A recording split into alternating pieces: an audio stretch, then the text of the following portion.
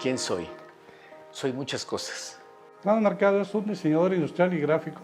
¿Quién soy? Bueno, pues estudié diseño. Gracias a un amigo muy querido que se llama Gonzalo Tassier, me hizo diseñador gráfico. Creo que estoy aquí para averiguar todos los días quién soy.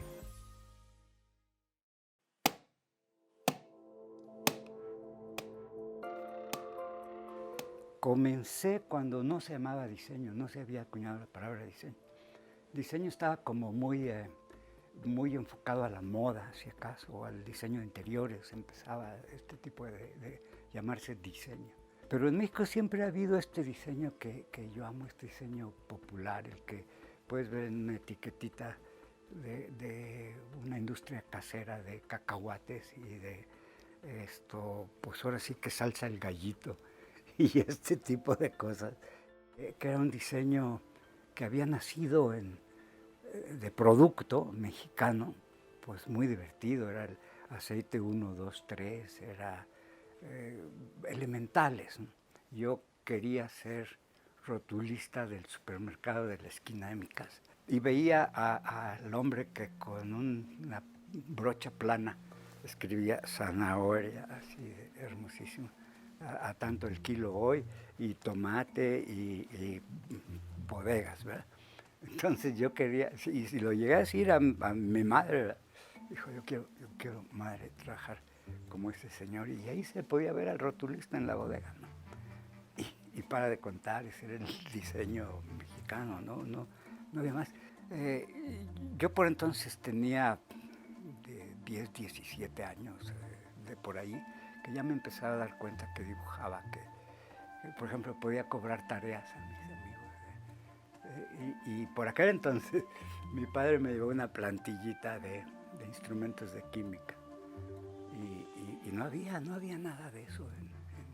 Entonces yo era muy feliz de tener, hasta cuenta, mi Leroy de instrumentos de química, y la tarea la hacíamos con esto, entonces cobrábamos tareas de a peso y empecé así mi vida en la carrera. Después, pero así era el diseño, no se veía, ¿no? Hoy lo extraño, hoy lo extraño porque me gustaba mucho, ¿sabes qué? Ver las puertas de los camiones materialistas, qué calígrafo era mejor, como estos del ribeteado porteño. y todo eso lo iba viendo. Pues un día llego con mi abuela y le digo, yo quiero ser pintor de San Carlos. Pero realmente éramos dibujantes publicitarios. San Carlos, la academia, había desarrollado una primera carrera que se llamaba Artes Visuales y Comunicación. Y era lo más cercano al diseño gráfico. Ingreso a un convento con los misioneros del Espíritu Santo. Y ahí me encuentro lo que yo toda mi vida creo que andaba buscando. Y prácticamente en cualquier orden me llegaron en paquete a Dios y al arte. Y Dios y el arte se combinan maravillosamente en la eternidad, en la belleza, en la bondad, en esa magia que hablamos al principio de la gramática del diseño, ¿no? No es más que tira una raya porque tienes el poder de hacerlo, ¿sí? Porque tu universo, tu Dios, tu mecanismo son mágicos, ¿no? Y como quien domina la matemática y el espacio, pues a mí se me da la forma, ¿no? Y sí he tenido el éxito, el gusto, el privilegio de trabajar para grandes empresas. Me he desviado del diseño haciendo comunicación, pero nunca descuidando del arte de la comunicación visual. Creo que estoy aquí para averiguar todos los días quién soy y de qué soy capaz.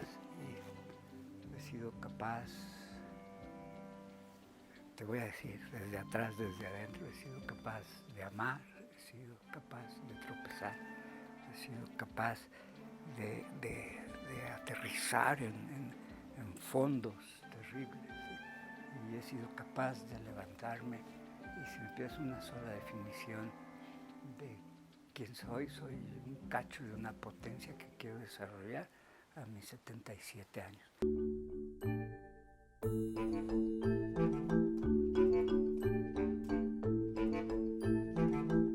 Yo rompo con mi vocación, me salgo del convento y no sabía hacer nada más que dibujar. Hacíamos la hojita del Evangelio todos los domingos, así empezó mi vida. Y de Editorial Ferro desprendo y me voy. A todos les agradecí siempre que me trataran pues hasta con bondad. Y llego a Editorial Herrero, porque me habían visto en la imprenta. Esa es la historia. ¿Quién te iba a tener confianza en un cuate que pues nomás dibujaba? ¿Quién sabe cómo confiaron en mí? Me dijeron, hazme un logo. Y fue Liomont, que ni siquiera aparece por ahí, ¿no? Y es Laboratorios Liomont. Yo entonces dibujaba, te digo, en mi casa, y no sabía qué hacer, no tenía dinero, me había salido de un convento, y puse un estudio que se llamaba Gonzalo Tassier, el estudio La Galería. No te puedes creer, en el edificio Cine de las Américas, que hoy es un desastre, pero entonces era un lujo. Y mi hermano me rentaba un despachito sin luz exterior, daba la luz al pasillo por 800 pesos. Y ahí empecé a dibujar. Y me pidieron ese logo, que hasta la fecha está, ese logo más antiguo y nadie se acuerda, con el señor Rimoch de Laboratorios Liomont.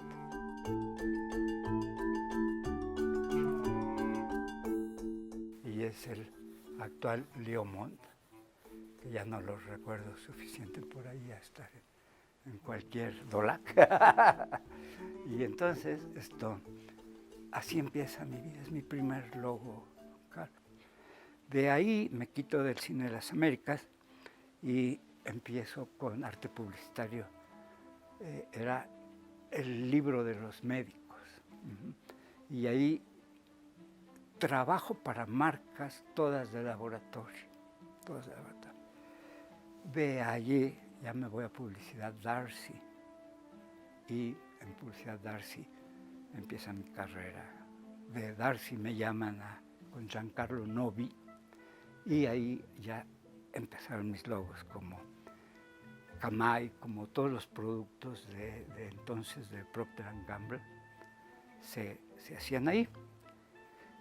De allí llego finalmente a Design Center con Franz Teuscher. Y ahí se hacen una serie de logos como yo tenía 3 proyectos en el año, enormes. El mantenimiento de los empaques de Anderson Clayton. No hubo un empaque de Colgate o de Anderson Clayton que no hubiera pasado por Design Center ya a esas alturas. Un logo que debía tener un premio, tenemos un equipo de diseño enorme y el informe anual y el regalo de Navidad imposible que te decían, hazme el libro del Banco de Arte para diciembre y es en noviembre. Hicimos Superama, hicimos Pemex, que Pemex, su historia es muy simpática. Es una gota.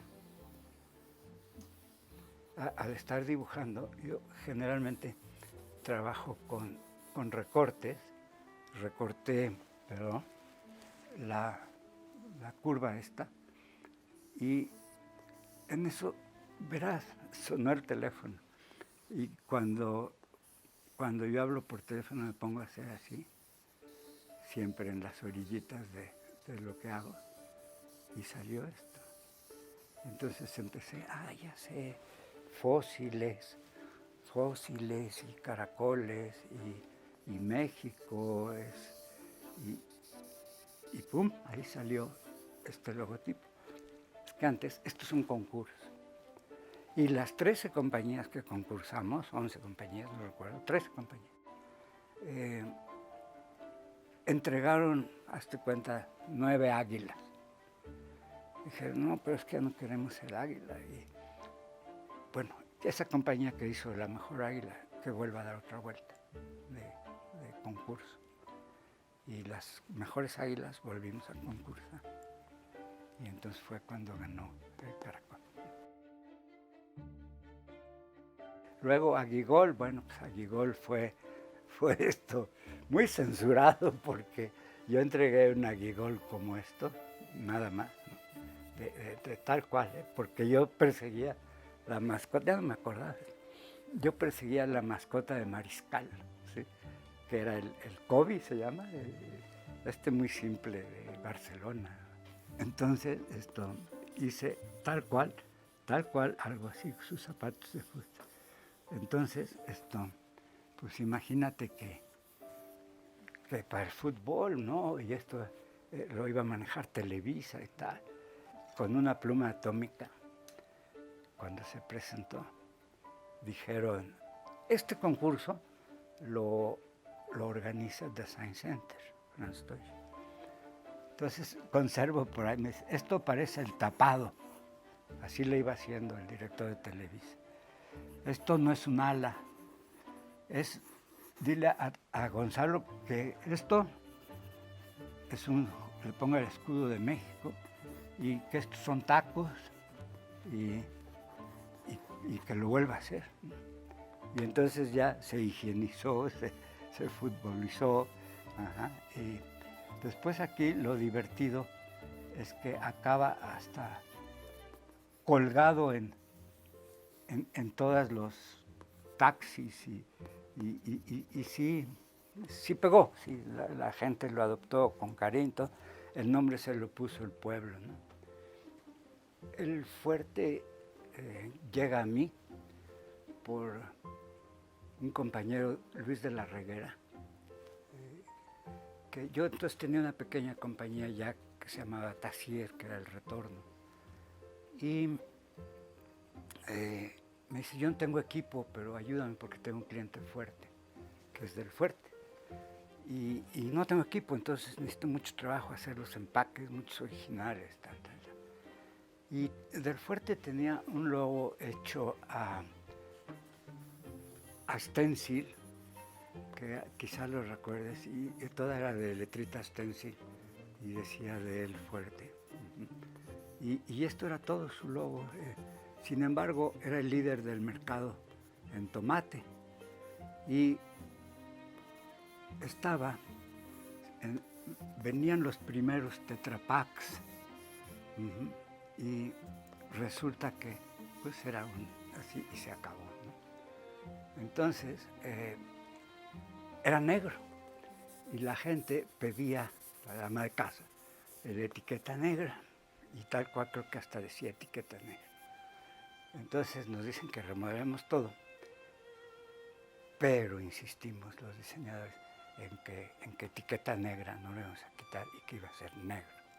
Y se llegó a una actualización internacional en alimentos, higiénica, tal, pero amable, retomada, puesta al día, sus flores, ¿sí? De todo este desorden que cabía cualquier. Y yo no sé, mágicamente aumentó 30% la venta, solo el cambio el primer mes. Nos invitan, también fue un concurso, y yo dije, el primer mensajero que hay registrado en libros, en la Biblia, es del Arca de Noé, lanza una paloma, y luego pues es una paloma mensajera, ¿no? Y es casi hasta una industria loca, las palomas mensajeras. Habían salvado guerras, y por todos lados había águilas. La idea de Correos fue sacar una paloma y tuviera su cartita en el pico por eso, ¿no? Y yo decía verde, blanco y rojo, pero vamos mejor a hacer el rojo mexicano, que es el magenta, y un verde que entone. Y hoy día han quedado, para mí llevar un mensaje con una paloma es algo que gusta mucho, creo en él, todo. Pues ese es un poquito lo que he estado haciendo. No acabas nunca. Yo me acuerdo de mi padre era un catalán irredento que hablaba poco, y cuando yo sacaba mala nota me decía, te retiro el habla. Y hablaba poco. Me enseñó a hazlo bien y a la primera. No me siento grande y soy de este tamaño, ¿no? Pero grande, sí tengo mis grandes y son parte de las personas que tú traes ahí, ¿no? Y creo que es un justo homenaje a ellos, ¿no? El mío, yo no quiero homenaje, yo quiero seguir trabajando mucho. Ese es lo mejor que puedo hacer es hacer las cosas para los demás.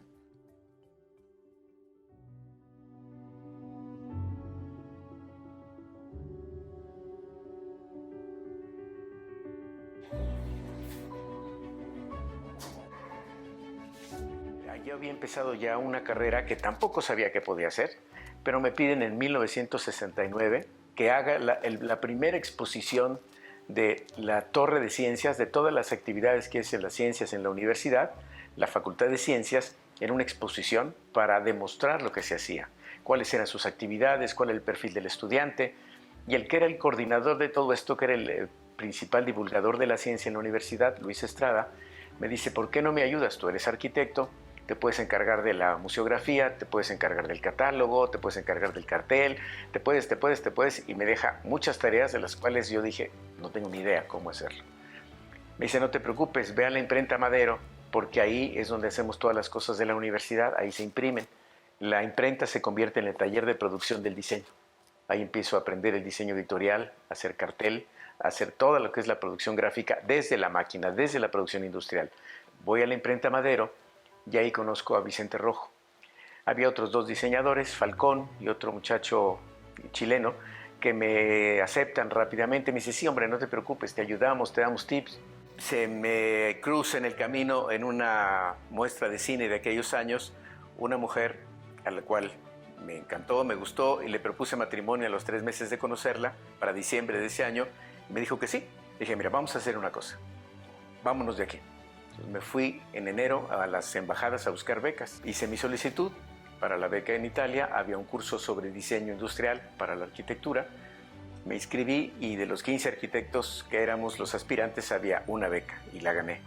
Total, nos casamos y en octubre de ese año nos vamos a vivir a Italia.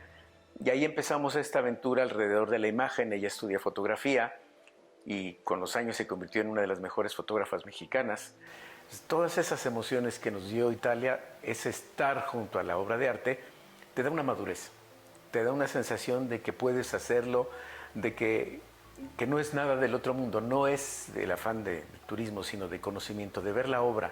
El hecho de estar ya ahí, dentro de los talleres y los museos de Florencia, fue una magnífica experiencia. Y empiezo en el 69. Me llevé el emblema del Festival Cervantino, que yo había hecho en el año 72, me lo llevé en un portafolio, en una carpeta, y encontré en una agencia de publicidad que buscaban un diseñador. Llego a la agencia y le digo que quiero el trabajo de diseñador, y entonces se me queda viendo. Para esto yo tenía 25 años. Se me queda viendo y me dice, ¿y usted qué hace? Ah, pues mire, tengo este trabajo. Se le queda viendo y dice, ¿usted lo hizo? Y dije, sí, yo lo hice. ¿De veras lo hizo? Sí. Si usted hizo esto, tiene trabajo en cualquier lugar del mundo. Entre y demuéstrelo que puede hacerlo. Y descubro también a otro gran personaje que me influyó muchísimo en mi formación, Roland Barthes, especialista en la fotografía, en la imagen fotográfica. Pasamos el año en París y regresamos para el año 75 ya otra vez a México. Empiezo a trabajar ahí y empiezo a mezclar actividades de diseño. Hago el Festival Cervantino, hago el Infonavit. Trabajaba yo en un despacho de diseño que se llamaba Diseño Profesional. Hacemos ahí la campaña de López Portillo, y ahí conozco a Muñoz Ledo, con quien hago la imagen de la SEP. Y empiezo a trabajar para el partido, que era el partido en el poder. Trabajo con el presidente López Portillo y viene la gran oportunidad de trabajar en el Festival Cervantino. Para inaugurar el Festival Cervantino también me toca en ese momento, y un amigo mío lo hace el director operativo y me dice, oye, ¿puedes hacer algo para el emblema del festival? ¿Qué se te ocurre? Tiene que ser la gorguera. La gorguera significa Cervantes, significa una etapa.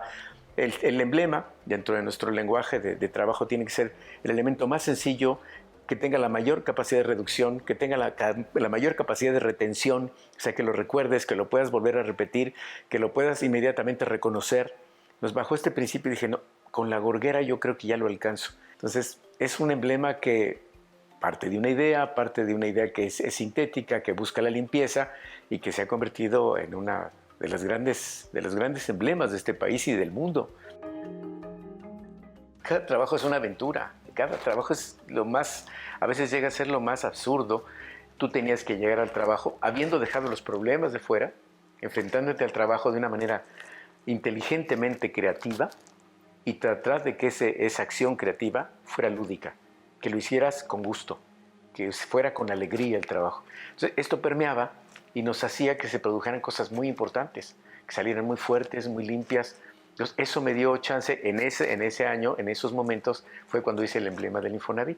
Se le enseñan al presidente, en ese momento, al presidente Echeverría, y dice, encantado, le digo, me gusta mucho que la pongan en el edificio. Y llega don Jesús y dice, ¿y esto qué es? Pues es la imagen del Infonavit. Pues no me gusta.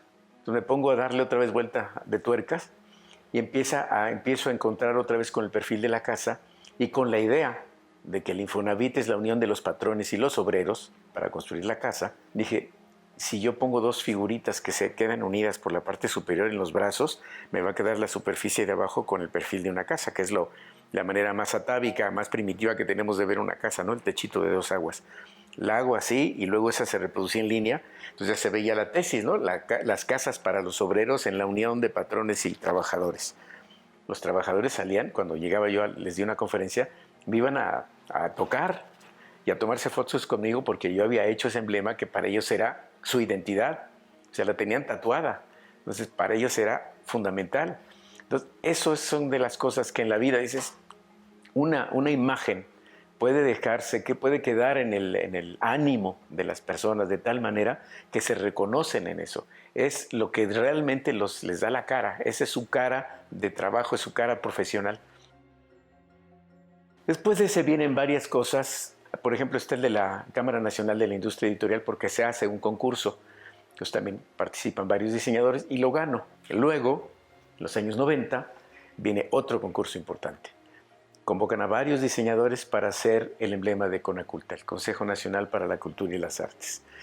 Y entonces dije, a ver, Consejo Nacional para la Cultura y las Artes. Consejo Nacional lo quito porque todos son consejos nacionales. O sea, hay muchos consejos nacionales. Es un común denominador que no me interesa. La diferencia, lo que lo significa es la cultura y el arte. Consejo Nacional para la Cultura y las Artes. Entonces dije, a ver, tengo la letra C y la letra A.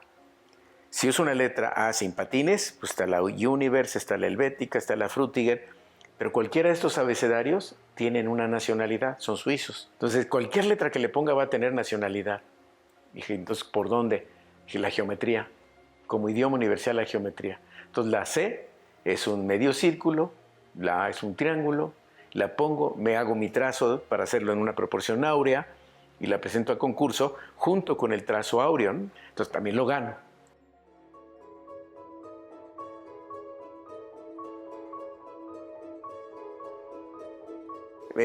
Por el año finales de los 80 me invitan a participar para diseñar una de las portadas de uno de los libros de texto gratuito. Entonces, cuando nos piden a los diseñadores que hagamos una portada cada uno, yo dije, yo no participo en ese desmadre. Entonces ya le explico al director de la Conalitec que está equivocado y por qué. Entonces me pide que si por favor se lo explico al señor secretario. Entonces voy con el señor secretario, que era Ernesto Cedillo, y le digo, está equivocado el concurso que han hecho por esto y por esto, lo considero un error y por tanto no participo. Dije, muy bien, entonces no hay concurso, usted hace todo. Entonces me encarga en ese año hacer todo el rediseño del libro de texto gratuito. Y le llamo identidad, porque entonces yo lo que hago es una estructura de identidad, un color por cada año, primero, segundo, tercero, cuarto, quinto y sexto. Luego un contenido que tiene que ver con el contenido del libro, lenguaje nacional, historia, ciencias naturales, geografía, matemáticas. Le di a cada uno de estos elementos que los identificaban dentro de una asignatura y me permití hacer la primera pinacoteca para los niños en este país. Cada una de las portadas tiene la obra de un pintor o escultor mexicano reconocido, cuya obra está en un museo, y en la parte posterior de la portada aparece la obra completa con el nombre del autor, con la técnica, con las medidas y en el museo en el que está. Otra de las satisfacciones es cuando me pidieron rehacer una nueva versión del emblema del Auditorio Nacional. Me vino la idea de que el Auditorio Nacional es un landmark, es un punto de la ciudad. En esta ciudad, en cualquier ciudad, dices allá por la Torre Eiffel, ¿no? Aquí dices allá por el Toreo, allá por CU, allá por el Auditorio Nacional, allá por el Zócalo. Entonces esos lugares son referentes geográficos y voy sintetizando hasta que llego al actual emblema del auditorio, que da pie a tener esta asociación directa con el edificio. Cuando tienes un boleto, cuando llegas al edificio, ves todo, y ya ahorita ves en todos los letreros que se hacen en los espectaculares, ves el emblema, lo ves en la reducción más pequeña que pueda haber y lo reconoces. Por primera vez convocan al concurso de un cartel para el festival. Para ese año el festival tiene que tener un cartel. 2 meses estuve dándole vueltas. Entonces dije, el cuerpo es hoy un instrumento de trabajo, es un instrumento creativo. Entonces dije, ¿y entonces cómo sería hoy un Cervantes?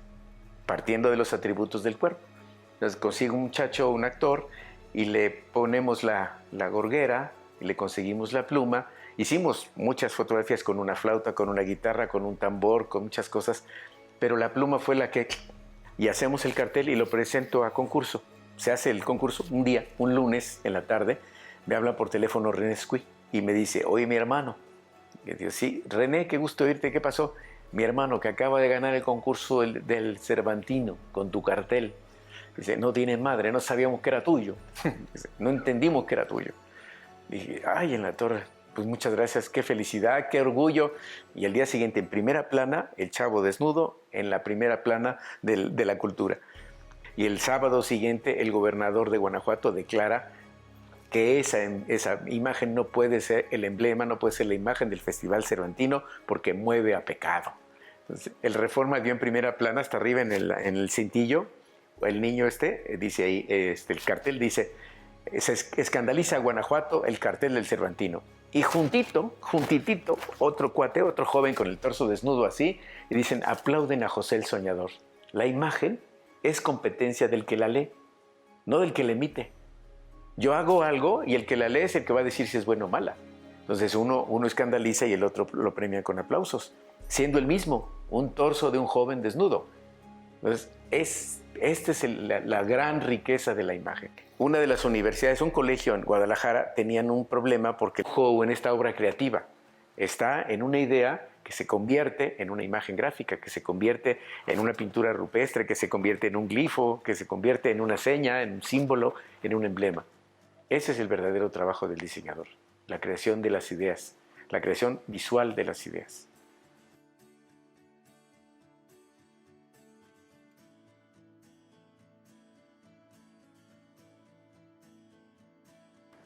Una de las cosas que para mí ha sido muy importante es que nuestra profesión está hecha para resolver creativamente soluciones, de forma a que los clientes puedan ganar dinero. Este pequeño detalle a muchos diseñadores se les olvida. Estamos para generar negocio, ser creativos, ser distintivos, tener un punto de diferenciación, pero principalmente hacer que las empresas que nos contraten ganen dinero. Creo que después de tanto tiempo de estar en este negocio, para mí es un orgullo poder decir que he podido salir adelante, que me han ayudado muchas personas, que el trabajo que he podido realizar en compañía de muchas otras personas siempre ha sido conocido. Sin embargo, he trabajado para empresas muy pequeñas, medianas y súper grandes. En México, si trabajas con empresas 5 estrellas, Coca-Cola, Pepsi-Cola, Chrysler, Nestlé, entonces eres un diseñador de éxito. Y yo no comulgo con ello. México es un país que requiere de diseñadores profesionales.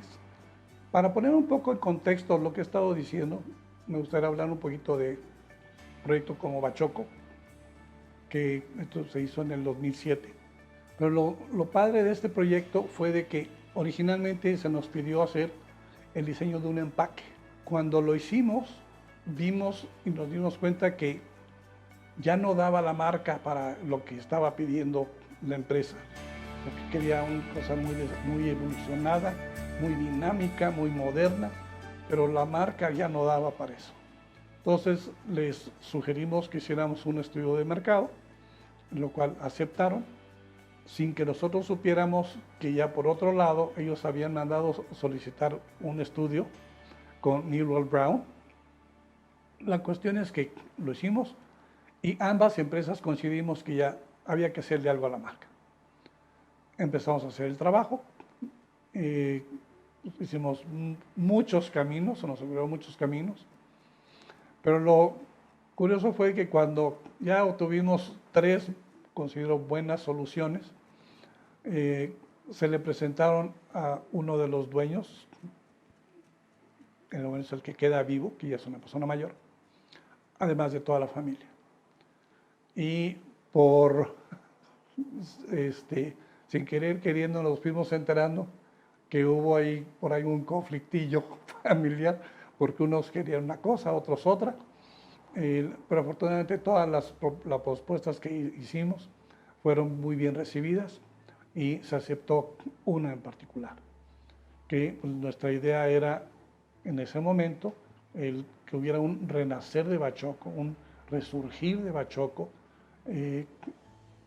y por eso cambiamos los colores al segmento que ellos ya se querían dirigir y el crecimiento que estaba teniendo la empresa. Cogimos el naranja, cogimos un verde, dando idea de, pues, obviamente, el tipo de alimento sano que comen los pollos. Más aparte es la parte que vemos de la tierra cuando empieza a salir el sol. Esa es parte de la idea de Bachoco.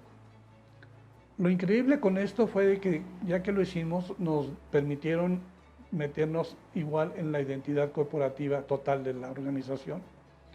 En ese entonces eran 23,000 empleados, con 600 granjas, y después de 6 meses de que salió la identidad, en el que hicimos un manifiesto y realizamos controles de calidad, les enseñamos cómo debieran de empacar el pollo para que se viera mejor. Decidimos crear un empaque verdaderamente único, en el que hasta la charola se pudiera registrar el color, para que así como Pilgrims sabemos que es azul, Tyson que es rojo, que en el mundo supieran que el naranja era Bachoco. Llevó mucho trabajo poder registrar el color, sobre todo en las charolas, pero lo logramos. Y esto vistió muchísimo los productos de Bachoco.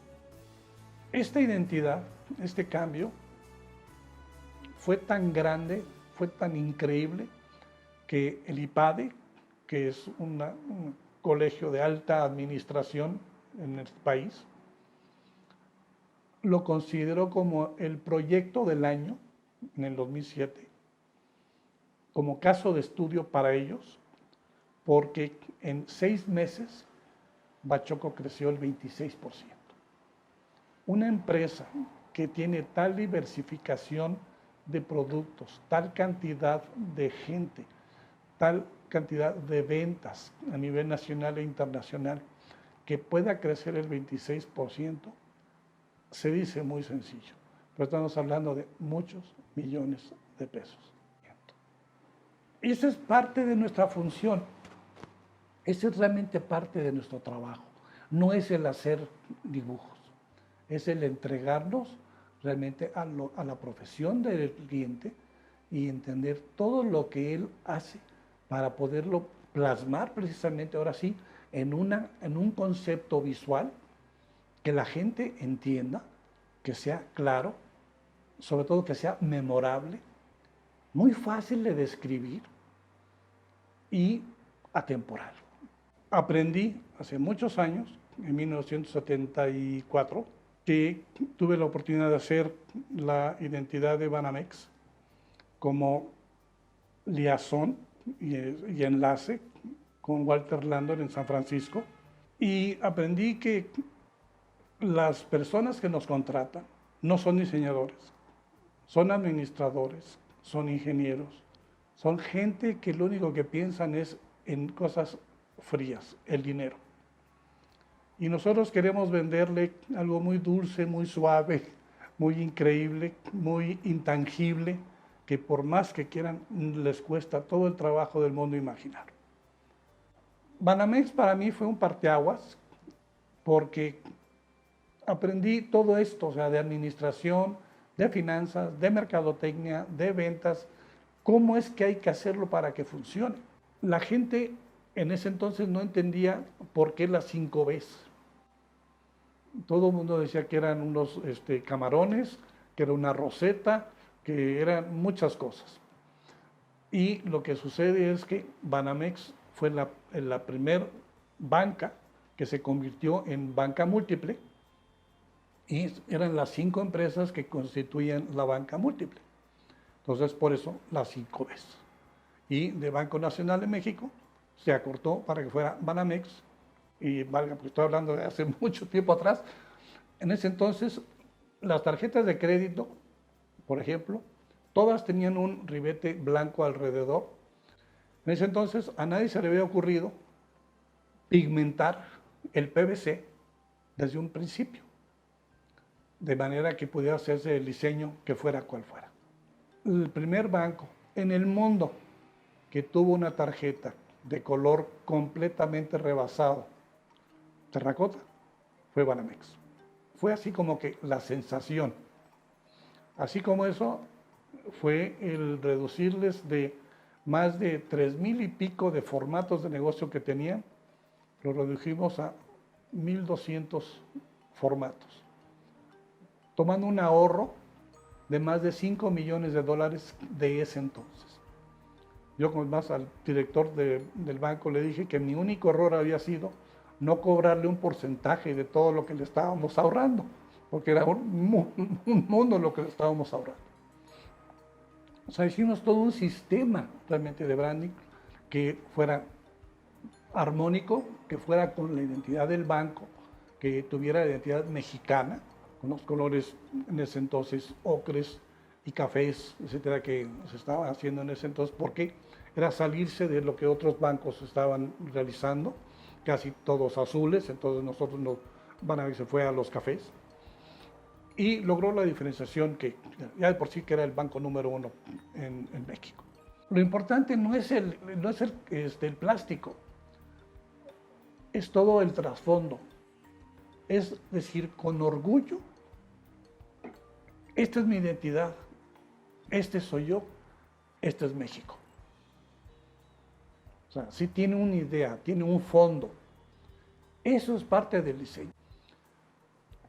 Y así como ello, hay muchos otros proyectos en un momento dado que podríamos platicar, o lo haremos tal vez a lo mejor un poco más adelante, que para mí lo importante es haber creado, o sea, que tener la oportunidad de haber podido crear cosas verdaderamente innovadoras en su momento, y aún en la actualidad lo sigo haciendo, gracias a Dios, y que sirven a la sociedad, ayudan a la sociedad, mejora a la sociedad de una manera u otra, beneficia al cliente y hacemos negocio nosotros.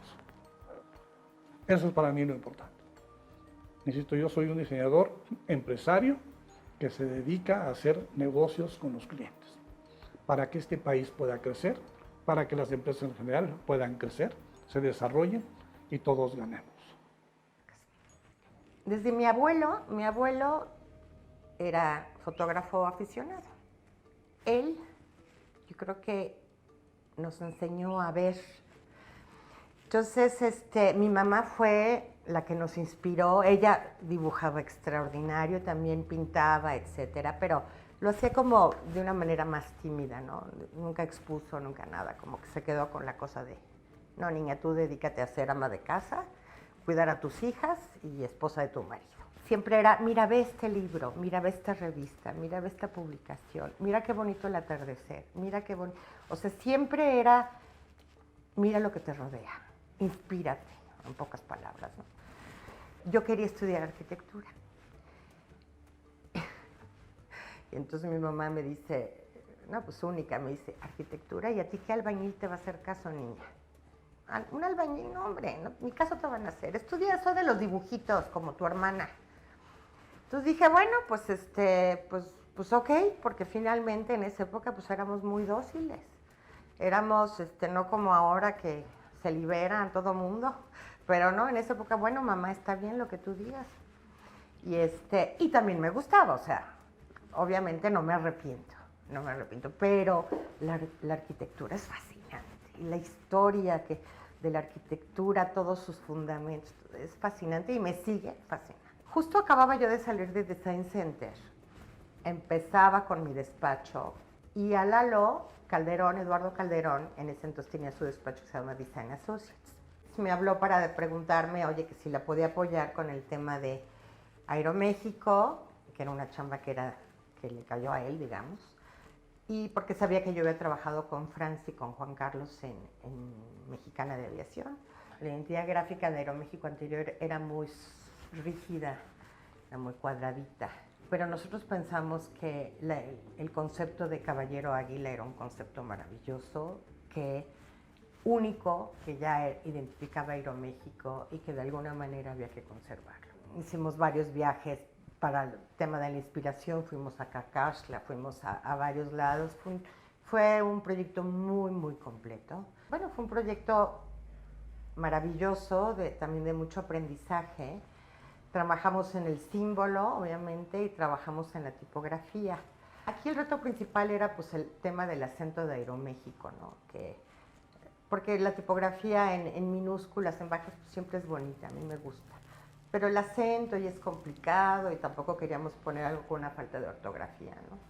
Yo me encargué principalmente, aunque intervenimos en todo, yo me encargué principalmente de todo el tema de la tipografía. Para el símbolo también intervenimos, pero éramos como 3 gentes y ahora sí que fue chamba de equipo. Y bueno, aquí el reto era también que la tipografía funcionara en aplicaciones, en reducciones, ¿no? A cualquier tamaño, que se viera bien, que se leyera, etcétera, etcétera, que fuera una tipografía pues, única de alguna manera, que tuviera su cierta personalidad, pero bueno, finalmente eso fue una chamba increíble, obviamente se hicieron muchísimas aplicaciones, los boletos, bueno, fue un proyecto muy interesante. Bueno, me hablaron de Jumex para que les hiciera una nueva línea de jugos, un poco más caro, pero posicionado en un mercado con mayor poder adquisitivo, etcétera, etcétera. Y sobre todo, que el producto es muy bueno. Es un jugo que sí realmente es 100% natural y se congela, etcétera, y sabe natural al 100%. Y entonces, una de las cosas más importantes es, para un empaque, tú vas a un anaquel y te tardas, yo creo que tienes como 4 segundos para tomar una decisión de compra, 4 o 5. Y lo que hicimos fue, obviamente, pues una de las cosas que uno hace es ir al súper. A ver, ¿qué color no existe en jugos? ¿De qué color nos podemos adueñar? El color negro tenía 3 cualidades. Primero, era un color elegante, que funcionaba bien con la estrategia de posicionamiento del producto. Número 2, en sesiones de grupo y tal salió algo interesante, que se percibía que conservaba mejor el producto, porque es negro. Y número 3, crea una mancha de anaquel impresionante. Y el negro funcionó muy bien porque, primero que nada, es un color sinónimo de elegancia en algunos casos, o casi siempre. Y por otro lado, es un color que no existía en el tema de jugos, y hasta ahorita se ha conservado su identidad básica. Sí le han dado algunos cambios, pero finalmente fue un proyecto maravilloso, que además acabamos resolviéndolo el dueño, el señor Eugenio López, que es buenísimo, un encanto de persona, y yo sentados en una computadora. Cuando uno trabaja con los que toman decisiones, es una delicia. Los proyectos se hacen mucho más ágiles. Bueno, para Mabe les rediseñamos la marca Easy con un perfil y con un posicionamiento orientado totalmente a la mujer. Entonces, por eso la marca Easy anterior era, primero fue un manuscrito, luego fue otra como muy dura, una tipografía sans serif, itálica, una tipografía muy rígida. Y entonces me llamaron para que se les rediseñáramos y hicimos pues, la que está ahorita actualmente, haciendo un envolvente mucho más orgánico, más femenino en todos sentidos, también sus colores más femeninos, llamativos, ese lila y ese como verdecito fresco. Fue un proyecto maravilloso también, Mabe es un muy buen cliente. Profuturo GNP, que eso también lo hice con Eduardo Calderón. Y fue chistoso porque obviamente nos aprobaron el logo. La propuesta era acortar Grupo Nacional Provincial a GNP. Cuando estuve yo con Franz en Design Center, hicimos dos proyectos muy padres. Uno era Cemex, que fue un águila, que por ahí estaban los bocetos. Y el otro fue Hoteles Presidente. Hoteles Presidente tenía hoteles de playa, hoteles de ciudad. Y entonces, estando un día con Franz en su oficina, él tenía un Nautilus, uno de estos caracoles, y entonces me le quedo viendo y le digo, oye, bueno, a ver, un caracol, y al mismo tiempo esa imagen me dio un pavo real. Entonces se diseñó un símbolo que era un caracol por un lado y un pavo real también por el otro lado. Y la verdad, fuimos a la presentación con todos los directores. Bueno, fue un éxito. Fue un éxito, bueno, se nos aplaudieron. Yo creo que nunca me habían aplaudido a mí en una presentación. Pero fue de esas veces que dices, híjole, qué bárbaro, qué bien quedó. Pero bueno, ese fue un proyecto muy padre porque además se diseñaron, imagínense diseñar aplicaciones para un hotel que les gustan, pues no sé, eran como 300 aplicaciones, toallas, cerillos, fuimos a escoger vajilla a Miami, o sea, son de esos proyectos como muy ricos, ¿no? No hay como de veras trabajar con un buen cliente, hacer buen equipo con un cliente y estar en todo, o sea, estar en juntas con los arquitectos, con las agencias de publicidad, con todo el mundo, ¿no? Entonces, de veras, insisto en eso, es básico. Por ejemplo, cuando hicimos la primera Ciel, el agua Ciel, esa la hicimos en un mes, con Coca-Cola. Me llamó en ese entonces Scott Rank, que yo había trabajado con él en Cristóbal. Tenemos un proyecto de un agua, de una marca de un agua que tenemos que sacar ya, urge. ¿En cuánto tiempo tiene que estar listo? Máximo en un mes. Máximo en un mes para mandar a imprimir. Sí. Dije, ok, encantada lo hago, con la condición de que todos los lunes tengamos una junta de revisión con todos los tomadores de decisión. Finalmente, en un mes ya estaba produciéndose la etiqueta, que en un principio era así, era una etiqueta transparente, era coqueto un poco con el look de Coca-Cola, de la tipografía, en fin. Parte de los requerimientos de esta profesión es ser obsesivo. Ni modo, tienes que ser obsesivo porque si no, las cosas pues no salen de alguna manera. Saber inspirarte del mundo, de una buena comida, de un buen viaje, de una buena lectura, de una buena conversación. Estar como muy esponjita todo el tiempo, estar inmerso en el mundo, en lo que te rodea. Uno es diseñador 24 horas al día. O sea, esta no es una profesión que, no, pues eres contador y ya sales a las 6 de la tarde, llegas a tu casa y ya no te acuerdas. ¿Por qué? Porque a lo mejor estás en la regadera y te acordaste de algo, a lo mejor estás comprando en el súper y ves algo y dices, ay, esto me puede funcionar perfecto para el proyecto aquel de la marca de chocolates o para la no sé qué.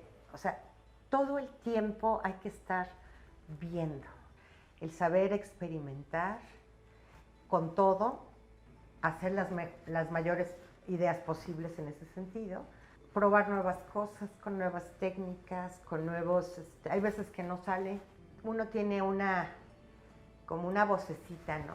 Atrás de uno que te dice, eso está bien. Entonces, yo ya cuando empiezo a preguntarle a la gente, oye, ¿qué opinas? ¿Qué opinas? Es que algo anda mal. Yo cuando sé que algo ya está, yo me digo a mí misma, esto ya está. Entonces, hay que confiar mucho en uno mismo, hay que confiar en tu propio instinto. Bueno, para mí la hora de inspiración es 6:30 de la mañana. Es la hora que hay santa paz.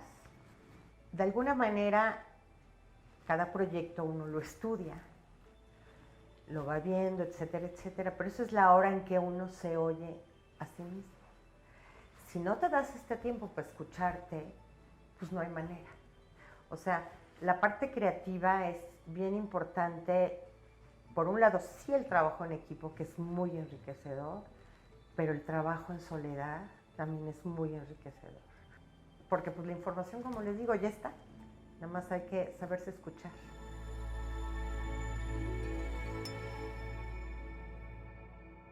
Estudié diseño industrial por accidente. Le di al clavo porque yo me fui a inscribir a arquitectura y la cola daba vueltas. Y a un lado estaba diseño industrial, estaba vacío y dije, yo de aquí soy. Desde ese momento me encantó lo que se hacía. Me sigue gustando mucho lo que hago todos los días. Lo disfruto tremendamente. Esto lo he venido haciendo desde hace 50 años. Este año el despacho que formé con Juan Manuel Aceves, mi primer socio, que paz descanse, lo formamos justamente en este año, hace 50 años. Hoy por hoy ves bastantes productos de consumo en el supermercado que todavía tienen nuestro sello, nuestra marca, detergentes, jabones. En algún momento, cuando la línea mexicana de aviación existía, ganó el avión un premio como el avión más bonito que había llegado a Nueva York. Entonces, pues son cosas que te dan mucha satisfacción. A veces vivimos más de eso que del dinero. Vancomer existió hace muchos años como banco de comercio. Fuimos citados a un concurso. La dirigía en aquel entonces Manuel Espinosa Iglesias, el dueño. Tenía como símbolo una bandera verde y amarilla. Estábamos en la mesa de juntas con los gerentes y directores de mercadotecnia, nos estaban explicando el proyecto, nos dijeron, y de repente se abre una puerta y entra don Manuel. ¿Qué están haciendo? Nada, pues le estamos explicando a estos greñudos el proyecto de un cambio, etcétera, etcétera. Ah, muy bien, se salió. Al rato volvió a regresar, dijo, oigan, ¿van a cambiar mi bandera? No, señor, pues no sabemos qué vamos a hacer, etcétera. Bueno, les recomiendo que no cambien la bandera, que tiene que ser verde, amarilla y a cuadros. Nuestra labor fue hacer algo nuevo, diferente, pero que conservara eso. Y tenía tanta razón. El señor había ido a Europa y se había dado cuenta que afuera de cada hotel existía una bandera. Y dijo, enfrente de cada uno de mis bancos voy a poner una bandera. Y era tan potente, tan fuerte esa identidad, que el señor con mucha cabeza decidió conservar. Y durante mucho antes de que se vendiera a BBVA, siempre existió una bandera verde y amarilla. Entonces te das cuenta que a veces no puedes cambiar o porque sí, o las cosas hay que analizar, hay que pensar bien los activos que tienes. El diseñador nos da mucho a veces por generar identidades, empaques totalmente nuevos, y a veces es muy importante que exista una modernización o actualización de lo anterior.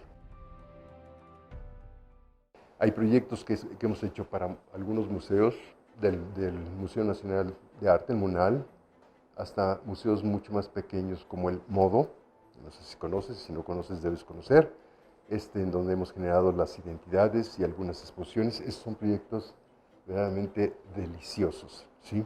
Es la parte de la creatividad, la parte bohemia, la parte plástica, la composición, lo bonito, lo bien hecho. Siempre he estado muy relacionado con todo lo que tiene que ver con el arte. Como diseñador industrial y muy al principio de mi carrera por la vida profesional, fue generar autobuses, camionetas de reparto, motocicletas con carrocería, para una empresa, si bien no estaba ni quebrada ni mal, no tenía un gran desempeño, y fue aquel socio y yo fuimos a ver a esta empresa con nuestras maquetas, nos pidió que le ayudáramos con algunos proyectos, sentimos que gracias al diseño le dimos la vuelta y durante muchos años fue una empresa muy exitosa. El diseño funciona. Competimos contra despachos muy importantes, muy fuertes, despachos americanos que tienen base aquí en México, y después competimos contra un mundo de diseñadores, los freelance.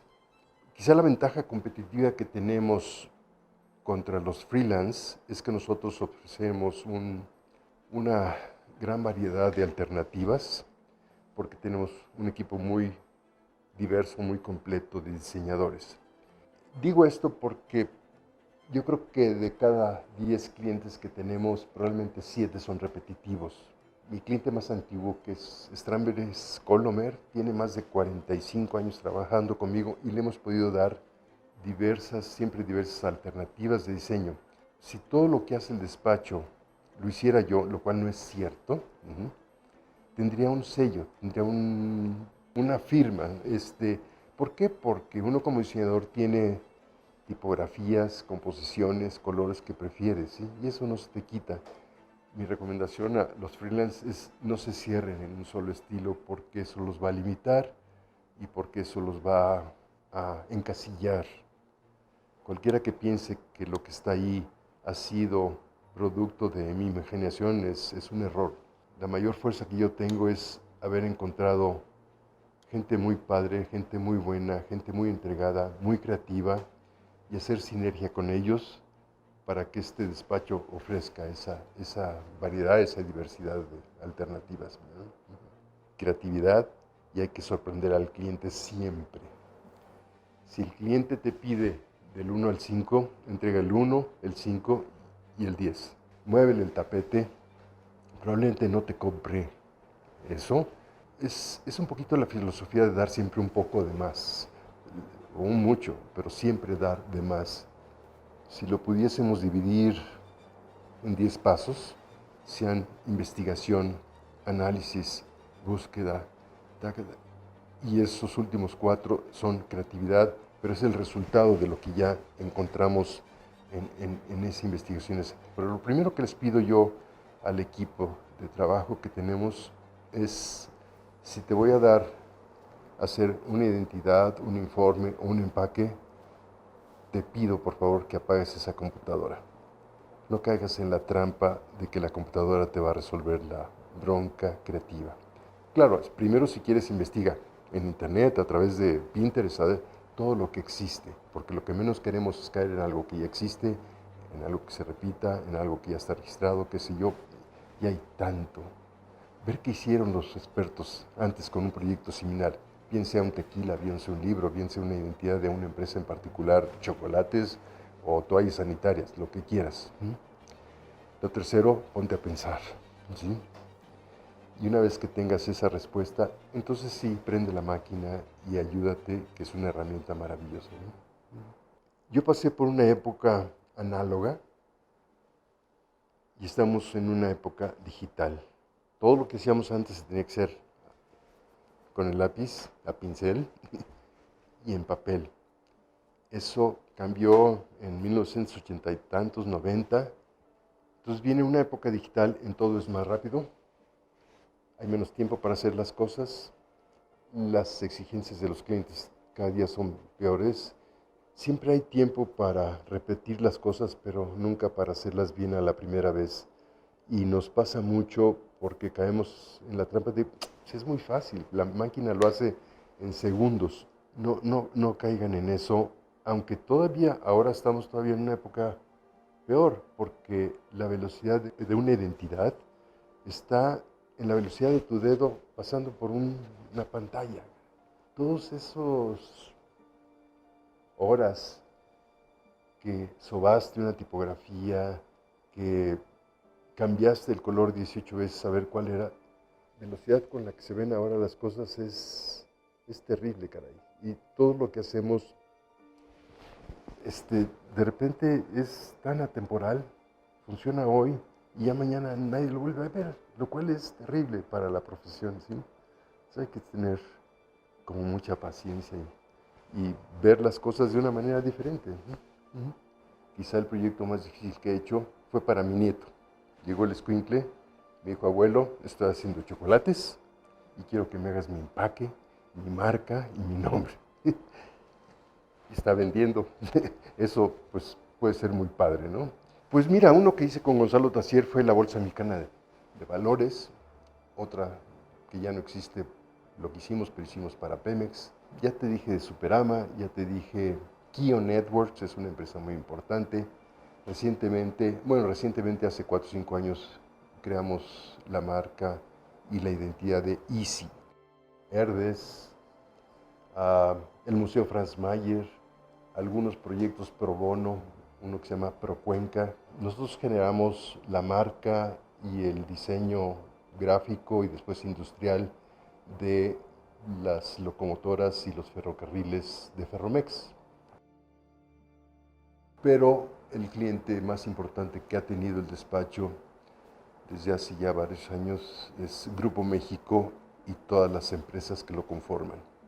Conocí al director general, él tenía una empresa entre unos negocios, tenía una empresa que tenía que ver con las artes gráficas. Algo pasó con los socios, me pidió que hiciéramos su informe anual, empezamos a hacer el informe anual y un día me dijo, fíjate que mi identidad, que era una fábrica con chimenea y humo, pues yo creo que ya no es lo que conviene. Pues más que tener una fábrica, yo soy minero.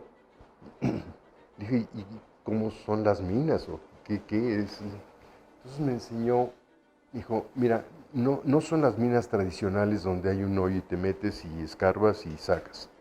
Estas se llaman de tajo abierto. Vi la foto y dije, ahí está el logo. Me costó exactamente eso, lo que te estoy diciendo. Es decir, hice una extracción de eso y es una identidad que ha venido funcionando. Ese lo hice yo, que ha venido funcionando pues, por los últimos 30 años, caray.